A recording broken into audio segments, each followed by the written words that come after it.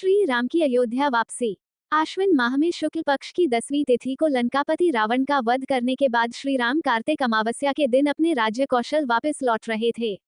लंका से कौशल आने की अवधि में वे विभिन्न स्थानों पर रुकते हुए आते हैं। तुलसीदास कृत रामचरितमानस के अनुसार रावण वध के पश्चात जब श्री राम की अयोध्या वापसी की बेला आई तो धर्म अधर्म के इस युद्ध में उनके साथी रहे नील, जामवंत, हनुमान, सुग्रीव आदि दुखी हो गए। अपने साथियों की मन स्थिति को भांपते हुए श्री राम ने उन्हें भी अपने साथ चलने के लिए कहा। श्री राम और उनके साथियों की इस यात्रा में पुष्पक विमान उनका वाहन बना। कुबेर का पुष्पक विमान उन्हें वायु मार्ग से अयोध्या ले जा रहा था, किंतु श्री राम मार्ग में कई स्थानों पर रुके। सबसे पहले विमान अगस्त्य ऋषि के आश्रम में पहुंचा। मुनि अगस्त्य का आश्रम दंडकवन में था। इस आश्रम में उनके साथ कई अन्य मुनि भी रहते थे। तुलसीदास जी इस संदर्भ में लंका कांड में लिखते हैं, तुरत विमान तहाँ चली आवा, दंडक बन जा परम सुहावा। कुंभजादि मुनि नायक नाना, गए रामू सबके अस्थाना। दंडकवन पर पड़ाव डालने के बाद श्री राम का पुष्पक विमान चित्रकूट में उतरा। अपना इंतजार कर रहे मुनियों को संतोष दिलाते हुए श्री राम ने वायुमार्ग से यमुना नदी के ऊपर से उड़ान भरी। सकल ऋषिन सन पाए असीसा, चित्रकूट आए जगदीसा, तह करी मुनिन केर संतोषा, चला विमानु तहाँ ते चोखा।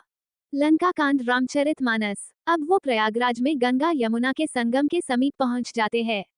यहाँ से वो गंगा मां को प्रणाम करते हैं और सीता जी को संगम का महात्म्य समझाते हैं। इस बीच उन्हें अपनी राजधानी अयोध्या के दर्शन भी होते हैं। पुनी देखूं अवधपुरी अति पावनी, त्रिविध ताप भव रोग नसावनी। लंका कांड रामचरितमानस। अब उनका पुष्पक विमान प्रयागराज में पड़ाव डालता है।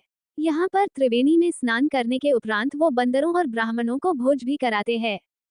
पुनि प्रभु आए त्रिवेणी हर्षित मज्जनु कीन, कपिन सहित विप्रन कहो दान विविध विधि दीन। लंका कांड रामचरितमानस। यहाँ से भगवान श्री राम ने अपने आगमन की प्रथम सूचना अयोध्या संप्रेषित की।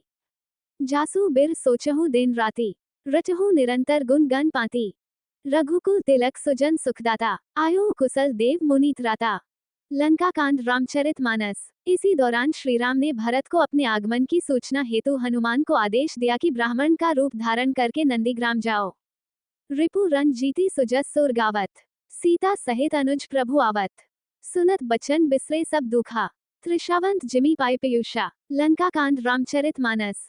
इसके उपरांत श्री राम भरद्वाज मुनि के आश्रम पहुंचते हैं। यहाँ से पुष्पक विमान गंगा के दूसरे छोर पे पड़ाव डालने हेतु उड़ान भरता है। यहाँ पर श्री राम अपने प्रिय मित्र निषाद राज से मिलते हैं। सीता गंगा की पूजा अर्चना करती है और आशीर्वाद ग्रहण करती है। अब विमान अयोध्या के लिए उड़ान भरता है। श्री राम के अयोध्या आगमन की खुशी में समस्त अयोध्या की स्त्रियां दही, दूब, गोरोचन, फल, फूल और मंगल के मूल नवीन तुलसीदल आदि वस्तुएं सोने की थालों में भर भर कर मंगल गीत गाते हुए अयोध्या भर में घूम रही है। श्री राम को आते देखकर समस्त अयोध्या नगरी सौंदर्य की खान हो गई है। सरयू जल अति निर्मल हो गया है। अयोध्या का प्रत्येक नागरिक श्री राम की एक झलक पाने को व्याकुल है। जो जिस दशा में है वो उसी दशा में बाहर दौड़ा चला आ रहा है। कहीं श्री राम की पहली छवि निहारने से कोई वंचित न रह जाए, इस भय से कोई बच्चे और बूढ़े को नहीं लाना चाहता। अयोध्या वासियों से अब और अधिक विलंब सहा न जा रहा है। सभी एक दूसरे से पूछ रहे हैं कि आपने श्री राम को कहीं देखा है क्या।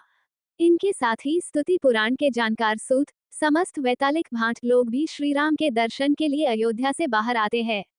वाल्मीकि रामायण के युद्धकांड सर्ग 127 में लिखा है, सूता स्तुति पुराणाज्ञा सवे वैतालिकस्तथा सवे वादित्र कुशला गणिकाश्चैव सर्वश। गुरु वशिष्ठ, कुटुंबी, छोटे भाई शत्रुघ्न तथा ब्राह्मणों के समूह के साथ भरत अत्यंत हर्षित होकर कृपा निधान श्री राम की अगवानी हेतु राजमहल के बाहर आते हैं। अयोध्या की बहुत सी स्त्रियां अपनी अटारियों पर चढ़कर आकाश की ओर देख रही है। श्री राम के पुष्पक विमान को देखकर मंगल गीत भी गा रही है। बहुतक चढ़ी अटारिन निरखी गगन विमान, देखी मधुर सुर हर्षित करही सुमंगल गान।